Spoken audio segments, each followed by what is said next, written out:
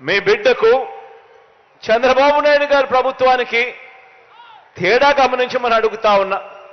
మీ బిడ్డ ఒకవైపున మేనిఫెస్టో అనేది చెబితే 2019లో ఒక మేనిఫెస్టో అని చెప్పి రిలీజ్ చేస్తే ఆ మేనిఫెస్టోను ఒక బైబిల్గా, ఒక భగవద్గీతగా, ఒక ఖురాన్గా భావిస్తూ ఏకంగా 99% హామీలు అమలు చేసి మీ దగ్గరికి వచ్చి మళ్ళీ మీ ఆశీస్సులు అడుగుతా ఉన్న మీ బిడ్డ ఒకవైపున ఉంటే, మరోవైపున పచ్చి మోసగాళ్ళు, పచ్చి దగాకోర్లు, పచ్చి మాయా మాంత్రికులు మరోవైపున ఉండి యుద్ధం జరుగుతూ ఉంది.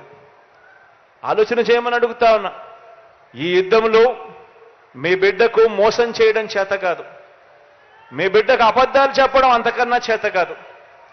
మీ బిడ్డ మిమ్మల్ని అందరినీ కూడా కోరేది ఒకటి, రాబోయే రోజుల్లో ఇలాంటి అబద్ధాలు, ఇలాంటి మోసాలు ఇంకా ఎక్కువ వింటాం, ఇంకా ఎక్కువ చెప్తారు.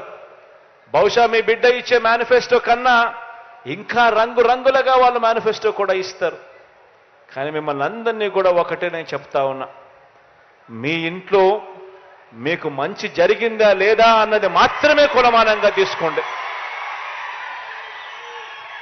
మీ బిడ్డ ప్రభుత్వంలో మీ ఇంటికి మంచి జరిగి ఉంటే మాత్రం మీరే మీ బిడ్డకు సైనికుల్లా, స్టార్ క్యాంపెయినర్లుగా ముందుకు రండి అని చెప్పి మిమ్మల్ని అందరినీ కూడా పిలుపునిస్తా ఉన్నా.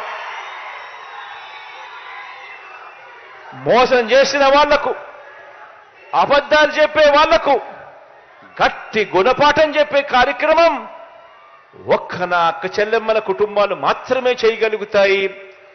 ఓటు అనే ఒకే ఒక్క దివ్యాస్త్రంతో మాత్రమే చేయగలుగుతాము అని గట్టిగా చెప్పండి అని కూడా ఈ సందర్భంగా మిమ్మల్ని కోరుతా ఉన్నా.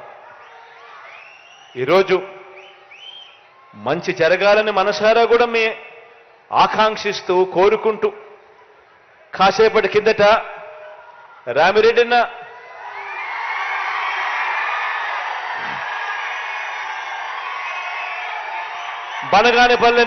బనగానపల్లెకు అవుకు రిజర్వాయర్ నుంచి సిపిడబ్ల్యూఏ స్కీమ్ ద్వారా దాదాపుగా 100 కోట్ల రూపాయలు ఖర్చు అయ్యే నీటి ప్రాజెక్టు గురించి, నీళ్లు సప్లై చేసేదాని గురించి అడిగాడు. ఇది నేను చెప్తా ఉన్నాను, ఇది ఖచ్చితంగా చేసి తీరుతాము అని కూడా ఈ సందర్భంగా చెప్తా ఉన్నా.